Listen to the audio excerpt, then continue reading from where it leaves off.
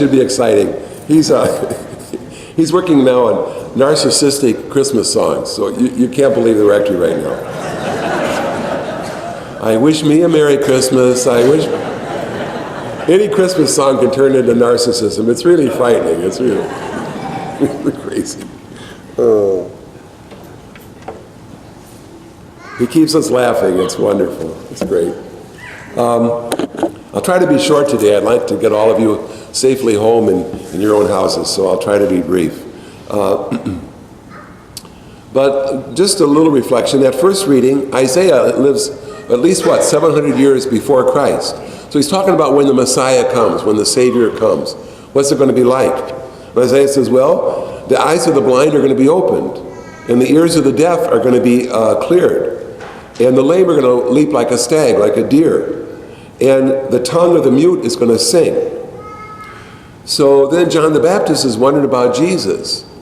Here's what Jesus says. Well, the blind regain their sight. Remember Bartimaeus? He healed Bartimaeus' sight. And the lame walk. And the lepers are cleansed. Remember those 10 lepers? Only one came back to thank him. The lepers are cleansed. And the deaf hear. Remember the deaf mute that couldn't talk? Jesus put spittle in his ears and he could talk. He could hear and talk. And the dead are raised. Remember Lazarus? Remember the little girl, and remember the widow, the son of the widow of Nain. So the dead are raised, and the poor have the good news preached to them. In other words, Jesus is saying, what Isaiah said the Messiah was going to do, I'm doing. John the Baptist could not miss that. Jesus is God restoring a broken creation. Everything he did was restoring the broken creation. But clearly, the job isn't done.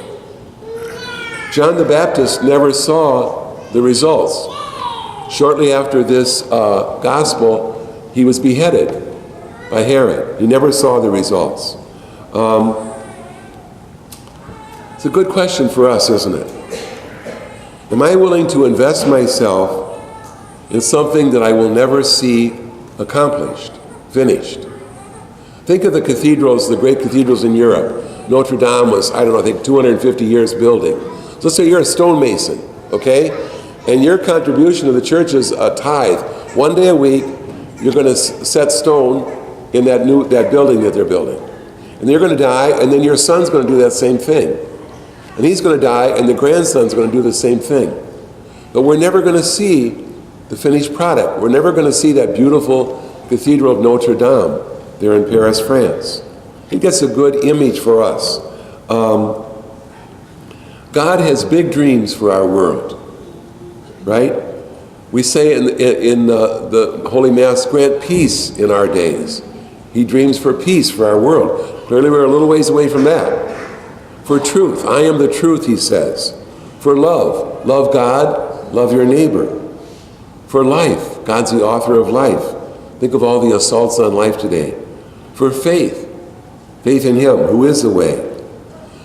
So those are God's dreams for the world. I love the funeral liturgy. We say about the person, here's the person in the casket. We say, one day we shall joyfully greet him or her again when the love of Christ, which conquers all things, destroys even death itself. God's dream for our world is that there wouldn't even be death. No more death. We're probably not going to live to see those dreams fulfilled. It's just like John the Baptist didn't. So, how do I respond? Will I be like that stonemason in Paris in the middle of building the cathedral? Will I, like John the Baptist, invest myself in God's great work, even if I don't live to see it finished? Our God is at work in our world. Will I kind of get behind and push and help God's work, even if I don't see it finished? I often think, in some ways, St. Monica was the lucky one. She prayed, and her son Augustine came back to the Lord and to the church.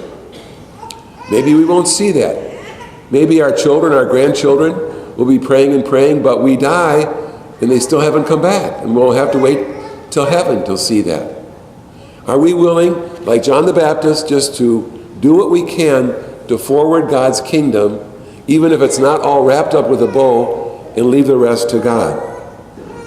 A final thought. John the Baptist is looking for signs that Jesus is God. And he sees those signs.